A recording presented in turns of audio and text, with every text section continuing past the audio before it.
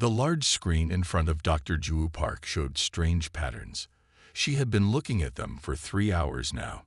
Her eyes were tired, but she couldn't stop. Something about these signals was different. "Computer, run the pattern check again," she said, pushing her short black hair behind her ears. The space station Harmony orbited Earth quietly. Built in 2082, it was the pride of Korea and 17 other nations.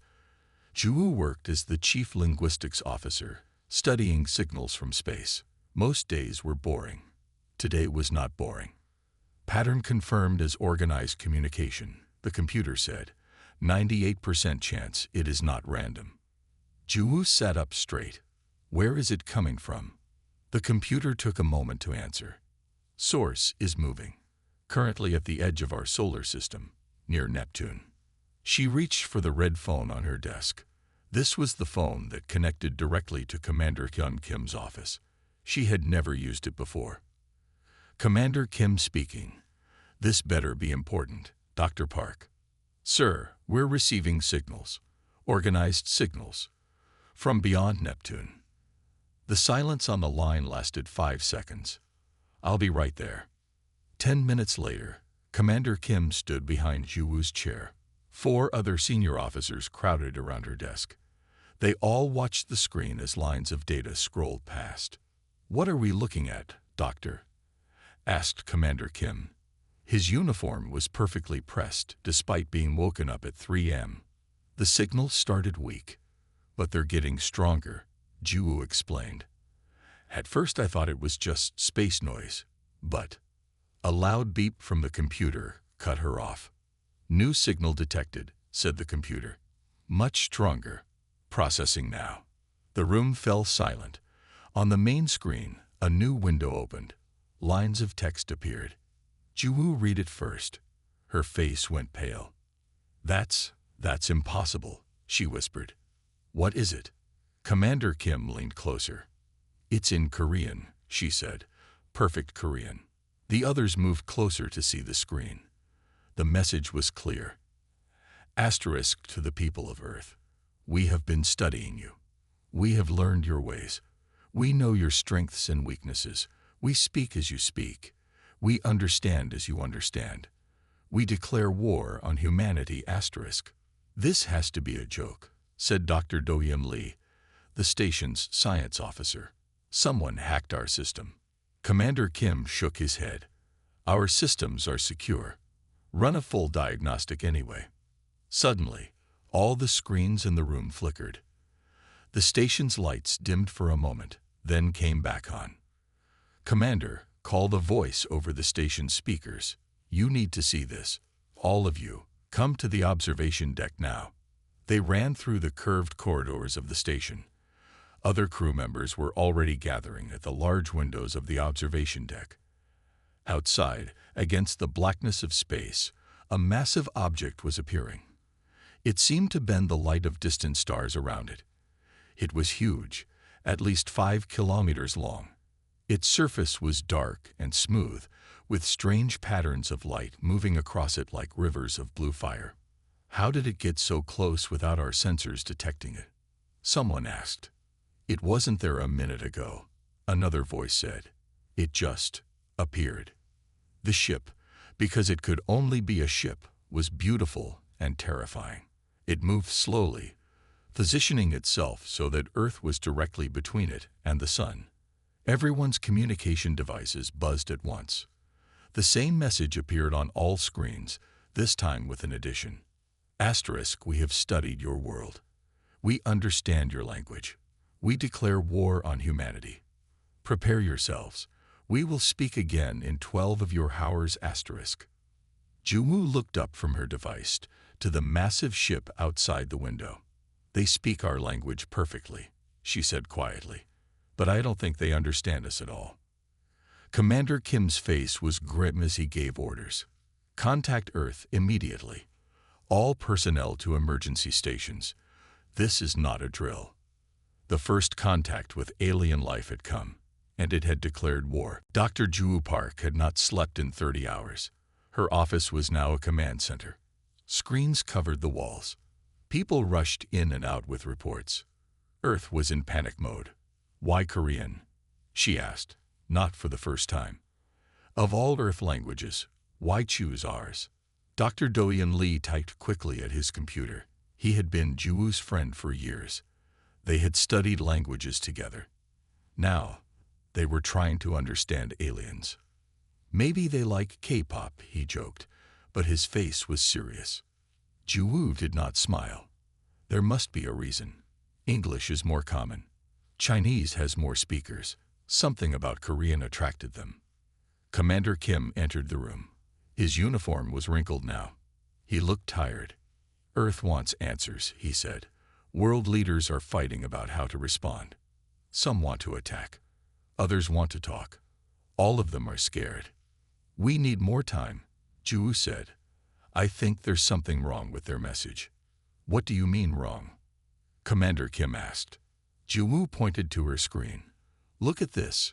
We've analyzed every word they sent. The grammar is perfect. The word choice is precise. Too perfect. Like they learned our language from books, not from talking to people. Do-yeon nodded. It's like when a computer translates. All correct, but missing something human. The room's main screen lit up with a new message from the alien ship. Asterisk, we will begin soon. Prepare your defenses. They will not help you, asterisk. 12 hours are almost up. Commander Kim said. What should I tell Earth? Juwoo stood up suddenly. I need to see all Earth broadcasts from the last 50 years. What? Why? Commander Kim asked. Think about it, she said. They know our language. They must have been watching us. For years. Do-yeon's eyes widened. Of course, they've been studying us. The next 4 hours were a blur. Juwoo and Do-yeon created a program to search through decades of radio, TV, and internet broadcasts. They focused on Korean language content. Here, Do-yeon said finally, look at this pattern. The screen showed a graph. Certain types of Korean broadcasts had been more likely to reach deep space. Educational programs, language lessons, news reports. They didn't just learn random Korean, Juwoo said, excited now. They studied formal Korean, the kind used in schools and news. So, Commander Kim asked, so they might not understand slang, jokes, or cultural references, she explained. They might be missing important context about what words really mean. The station shook suddenly. Alarms rang out. They're moving, someone shouted from the hallway. Everyone rushed to the observation deck. The alien ship was changing. Parts of it were opening up. Smaller ships were coming out. Are those attack ships? Commander Kim asked, his voice tense. Juwoo watched carefully. Maybe, or maybe not. What do you mean? Commander Kim turned to her. I'm not sure they understand what war really means to us, she said. In Korean, the word for war can sometimes be used in other ways, like a war of ideas or a war on poverty. It doesn't always mean fighting. You think this is all a misunderstanding? Commander Kim looked doubtful. I don't know, Juwoo said, but I think we should try talking before we start shooting. Commander Kim looked out at the alien ships now moving toward Earth. He had to make a decision. How do we talk to them? He asked.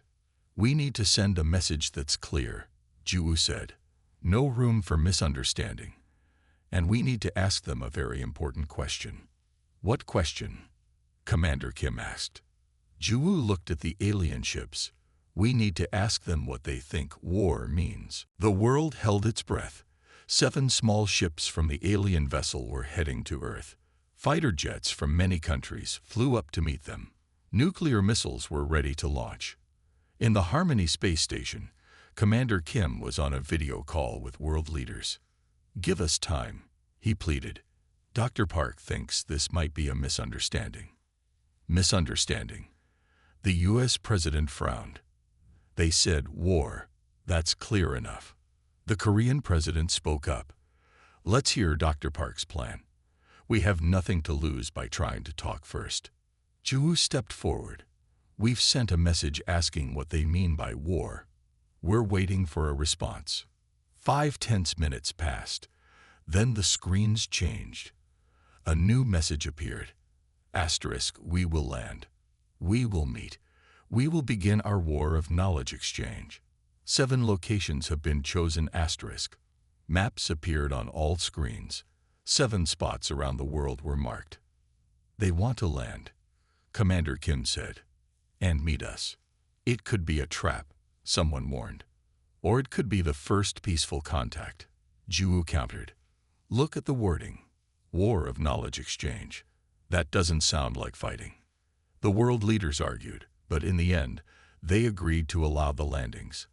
The alien ships would be met by military forces, scientists, and language experts. Engineer Taeyong Choi checked his safety gear one more time. He was part of the Korean team meeting the aliens. They waited in an empty field, surrounded by soldiers. Stay behind me, the soldier next to Taeyong said. If anything looks wrong, run. The sky darkened as an alien ship descended. It was smooth and black, shaped like a teardrop. It made no sound as it landed softly on the grass. For a long minute, nothing happened. Then a door opened in the side of the ship. Light poured out. A figure appeared. Taeyong gasped. The alien was about the size of a human but shaped very differently. Its body looked like crystal, with light moving inside it. It had no clear head or limbs. Its form shifted as it moved. Hello, the alien said in perfect Korean. We are the Soneji. We come to begin our war. The soldiers raised their guns. Wait, Taeyong stepped forward. What do you mean by war? The crystal being pulsed with blue light. War. The intensive exchange of knowledge and culture between worlds. Is this not the correct word? Taeyong felt dizzy with relief. No, that's not what war means to us. War means fighting, killing, destruction. The alien's form rippled, colors swirling inside it. This is a mistake in translation. We do not wish to harm. We wish to learn and share. The soldiers lowered their weapons slowly. Taeyong's engineering curiosity took over. How do you speak our language so perfectly? We learn by listening, the alien explained. Your broadcasts reach far into space. We have studied for many of your years. Why Korean? Taeyong asked. Your language has clear structure. Good sounds. Easy to make with our voice makers. The alien moved closer. Taeyong noticed the ground vibrating slightly with each word the alien spoke. May I? Taeyong pointed to a small rock on the ground. The alien seemed to nod, though it had no head. Taeyong placed the rock between them. Can you show me something about your technology? The alien made a sound, a perfect musical note. The rock rose into the air. Another note, and the rock changed color. A third note, and the rock split perfectly in half. Sound control, Taeyong whispered. You use sound to change matter. Yes, the alien said. This is basic technology for Soneji. We have much to share in our war of knowledge. Taeyong looked at the alien with new understanding. I need to tell everyone, you're not here to fight us. You're here to trade ideas. Yes, the alien agreed. But there is one problem. What problem? Other landings are not going well, the alien said. Your people are afraid. They are attacking our ships. This was not the war we intended. Dr. Ju Park stared at the video feed from Taeyong's meeting with the alien. She could hardly believe what she was seeing. They used war to mean knowledge exchange, she said, turning to Commander Kim. I was right. It's a translation error. Commander Kim was already on the phone. We need to stop the attacks. Now, tell all forces to stand down. The aliens are not hostile. But it wasn't so simple. In 3 places around the world, fighting had already started. The aliens had not fought back yet, but they had raised shields around their ships. Get me a direct line to all world leaders, Commander Kim ordered. And get Taeyong and that alien on video. They need to hear this from the source. Taeyong was now inside the alien ship with the Soneji being. He had learned its name was something like a musical note, but he called it Soul for simplicity. Your people are attacking because they are afraid, Saul said. Fear is a common response to the unknown. Can you help us fix this? Taeyong asked. Can you tell your ships not to fight back? We have no weapons, Saul said. Only shields. We did not come for battle. Taeyong's phone rang. It was Dr. Park. Taeyong, we need you and the alien to join an emergency video call. The world needs to hear the truth. In the space station, Dr. Minji Kang had been studying the data from the alien ship. As a scientist, she found the readings fascinating. Their home star is dying, she told Juwoo as they waited for the video call to begin. Look at these readings. They're from a system with an unstable star. You think that's why they came here? Juwoo asked. I think they need help, Minji said. Maybe they want to trade knowledge because they need something from us. The video call started. On the screen were faces of leaders from around the world, all looking worried. Taeyong appeared in one window with Saul the alien beside him. Thank you for joining, Commander Kim said. We have a serious misunderstanding to clear up. Juwoo spoke clearly. The Sonaji used our word war incorrectly. In their language, the concept they were trying to express means competitive collaboration, an exchange of knowledge and ideas. They came to trade information, not to fight. Some leaders looked relieved. Others remained doubtful. Let the alien speak, someone demanded. Saul's crystal body glowed as it spoke. We apologize for the error. We did not understand that war means violence to your people. We come in peace. We seek to share knowledge. Why should we believe you? Asked one leader. Minji stepped forward. Because they need our help. Their star is dying.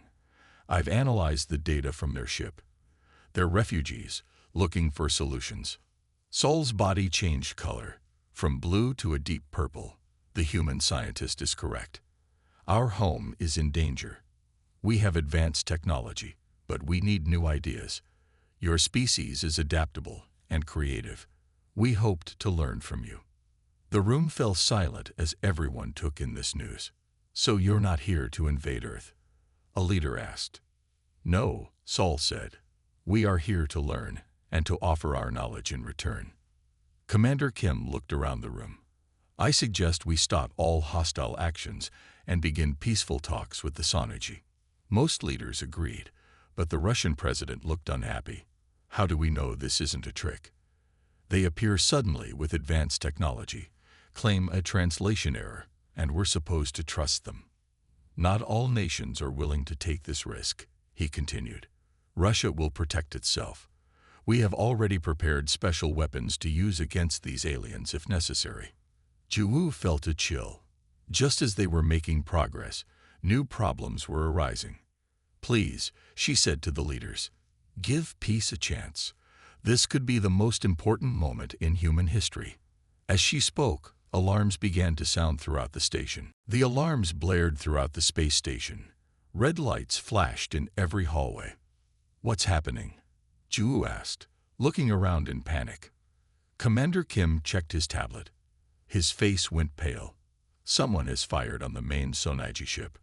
A missile was launched from a submarine. On the video screen, world leaders looked shocked. Most of them were shouting questions at once. It wasn't us, the American president said. Not China either, added another leader. The Korean president's face was grim. I've just been informed. It was our defense minister Sukjin Ryu. He gave the order without my approval. Commander Kim slammed his fist on the table. Get him on the line now. A new face appeared on the screen. Defense Minister Sukjin looked calm, even proud. I did what had to be done, he said. These aliens are lying to us. They declare war, then claim it was a mistake. I don't believe it. You fool, Commander Kim shouted. We were making progress. On Taeyong's video feed, the alien Sol suddenly grew brighter. Our main ship has been struck. Damage is minor, but now we understand. Understand what? Taeyong asked. looking worried. We understand what humans mean by war now. You attack without provocation. Before anyone could respond, all communication with the Sonaji ships cut off. Taeyong's video feed went black. We've lost contact with all Sonaji vessels, reported a technician. They've activated some kind of energy field. Minji was looking at her readings. The main ship is releasing energy, lots of energy. Suddenly, a bright flash lit up space near the Sonaji mothership. Everyone rushed to the windows of the space station. What happened? Ju asked. The missile, Minji explained. It didn't hit the ship directly. Their shields caught it, and then moved it somehow. They redirected the explosion. Commander Kim got an update on his tablet. The explosion happened over an uninhabited island in the Pacific. No casualties. They could have sent it back to the submarine, Ju realized. But they didn't. They're still not trying to hurt us. The main screen in the command center turned on by itself. The Sonaji mothership appeared.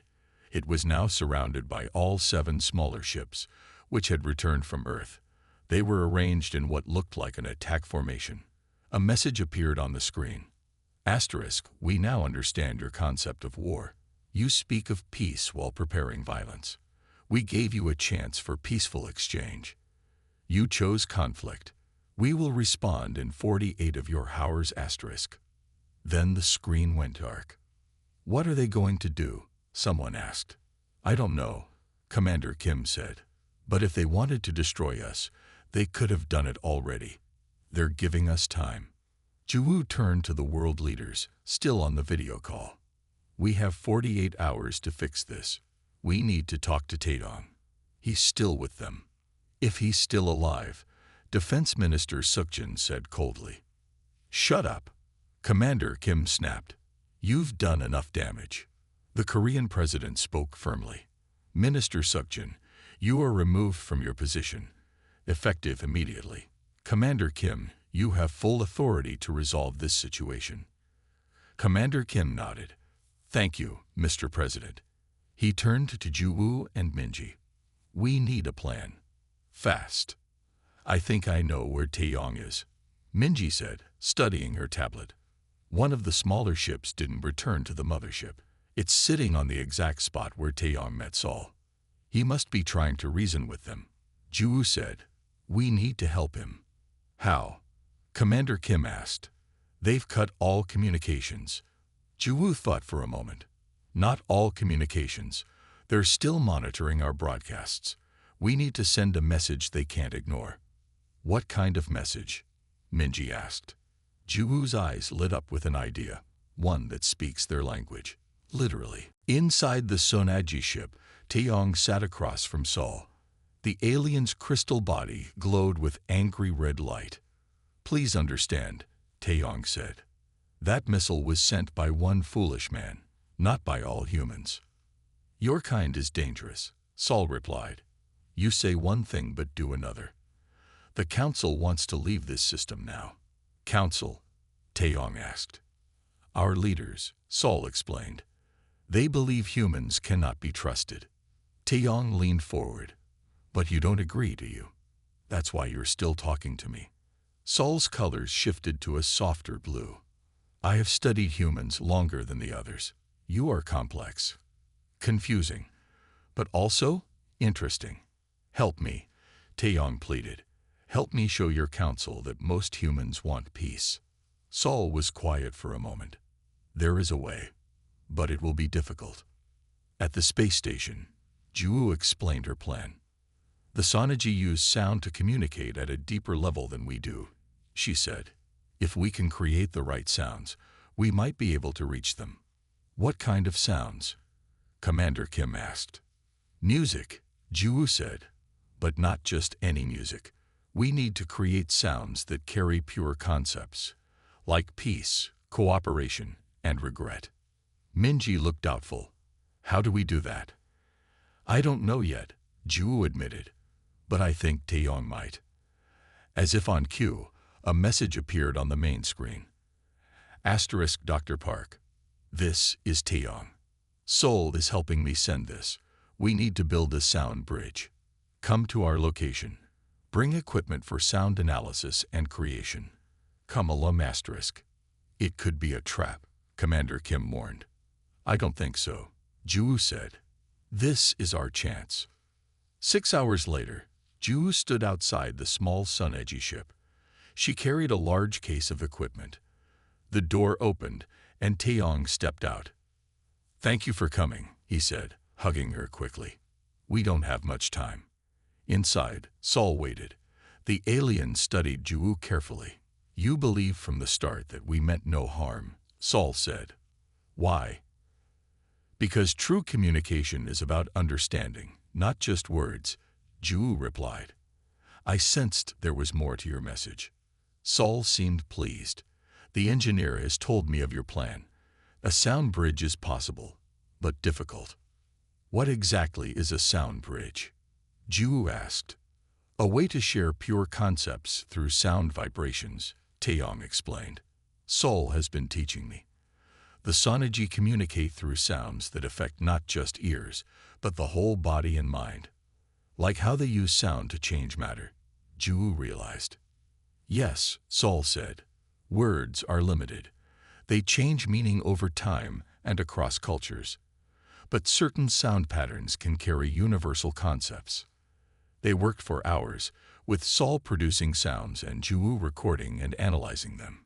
Taeyong built a device that could reproduce the complex sound patterns. There's something else you should know, Sol said as they worked. My people experience time differently than humans. How so? Ju asked. We can see aspects of past and future as dimensions, like you see up and down. This is why our technology seems advanced to you. We see solutions before the problems fully form. Ju looked up from her work. That's amazing, but it doesn't explain why you need us. Sol's colors dimmed slightly, because we cannot easily adapt. We see too many possibilities. It paralyzes us sometimes. Humans are different. You make quick decisions with limited information. You adapt rapidly. That's our strength. Taeyong asked, surprised.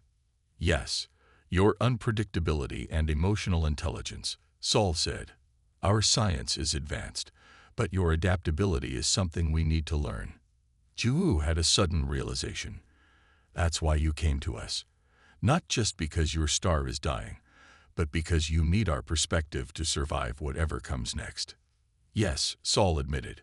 We need the human gift of making good choices without seeing all paths. Ju smiled. Then let's make sure they hear us. The sound bridge is almost ready. Time was running out. Around the world, military forces prepared for a fight they could not win. The Sonergy ships remained in formation, silent and waiting. Only 30 hours remained before their deadline. At the space station, Commander Kim received an unexpected message. Sir, Dr. Park is requesting a shuttle, a technician said. She says she needs to go to the main Sonergy ship. The main ship? That's suicide, Commander Kim said. She claims she has a way to communicate with them. She says Taeyong and Sol will go with her. Commander Kim thought for a moment. This goes against all protocols. Sir, Minji spoke up. What other choice do we have? After a long pause, he nodded. Prepare the shuttle. I'm going with them. The small shuttle approached the massive Sonergy mothership. Inside, Ju checked the sound bridge device one last time. Will this really work? Commander Kim asked, looking nervous. It has to, Ju said. Sol's crystal body glowed softly. The council has agreed to listen, but they are not hopeful. The shuttle entered a large opening in the side of the mothership. As they landed, Taeyong leaned close to Ju. Remember what we practiced, he whispered. Share the feelings, not just the words. They stepped out into a large circular room. The walls pulsed with light. 7 crystal beings, larger than Sol, floated above the floor. These are the council leaders, Sol explained. They will decide our next action. One of the crystals glowed brighter. You have 20 minutes to explain why we should not leave your system and mark it as hostile. it said in perfect Korean. Jiwoo stepped forward with the sound bridge device. Words have failed us. Let us share concepts directly. She activated the device. It produced a complex pattern of sounds, not music exactly, but something deeper.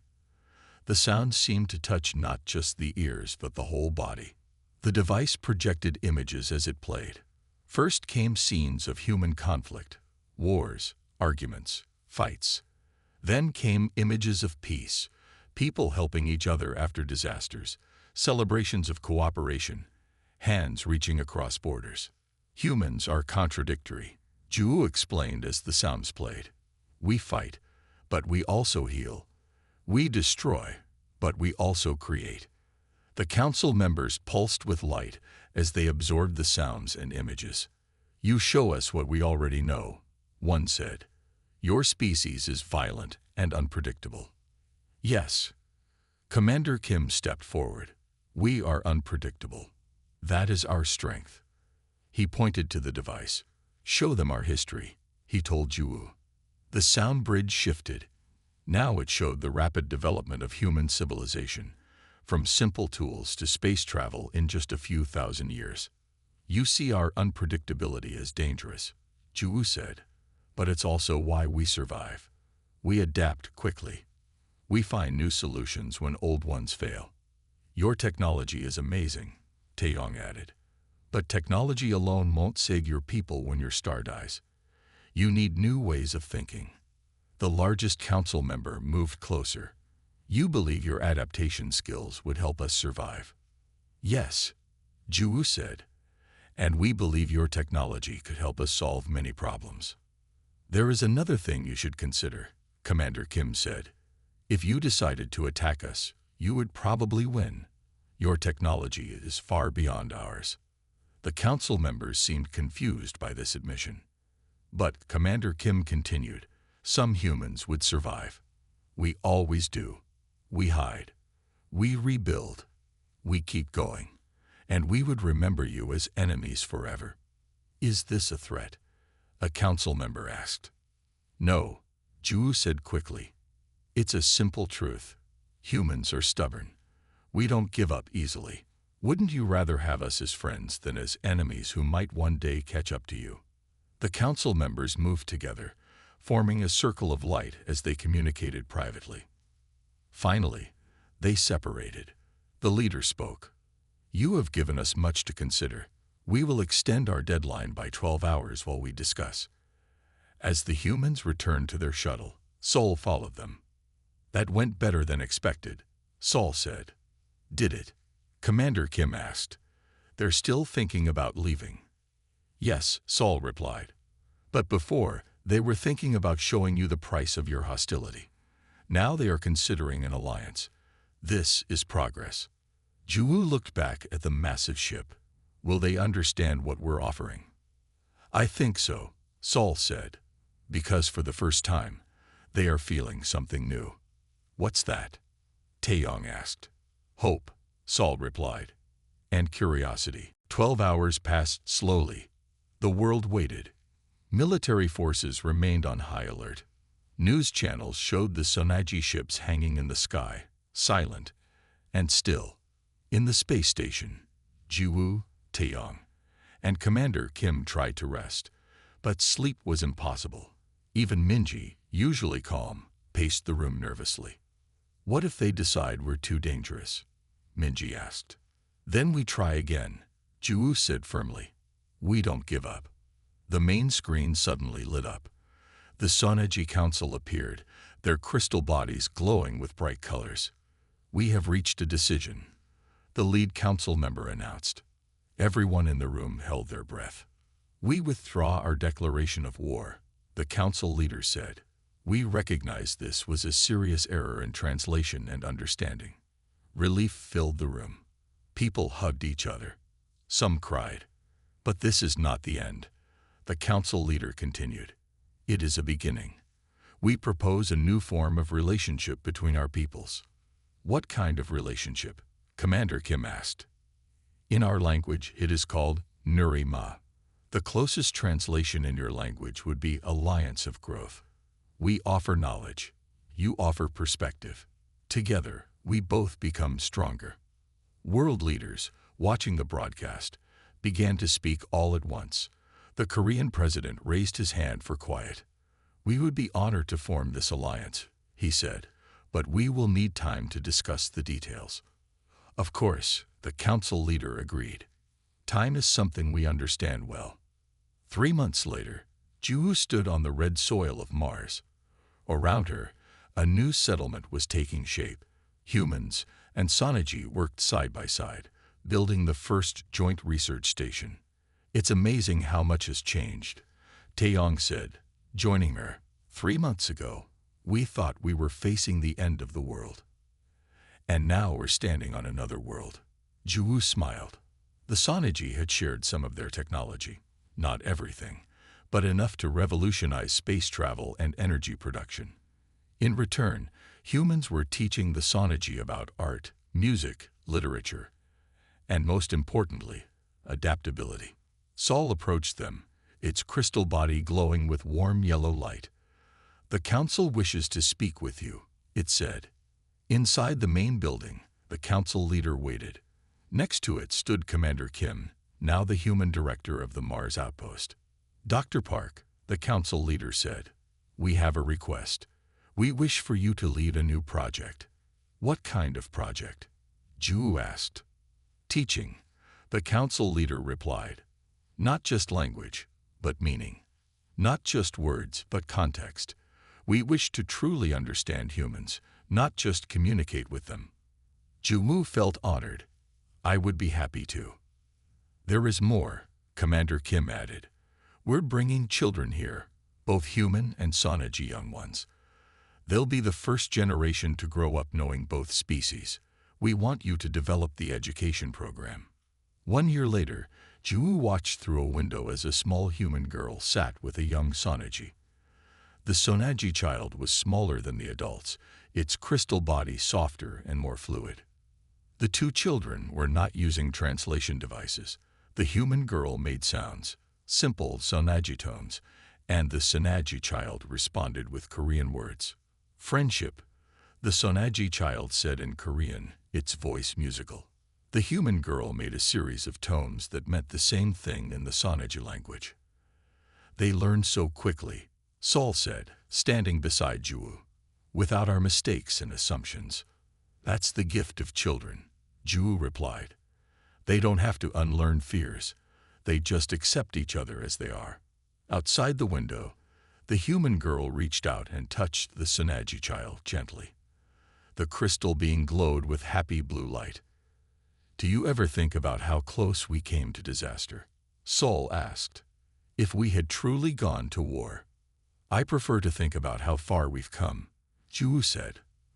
"From misunderstanding to friendship, from fear to cooperation." On the wall behind them hung a plaque with words in both Korean and Sonaji sound symbols. Asterisk, "The greatest victory is not won through war, but through understanding. Languages may divide us, but meaning unites us." Asterisk. "We spoke your language," Sol said, "but now we're learning to understand each other." That, Ju smiled, is the real translation.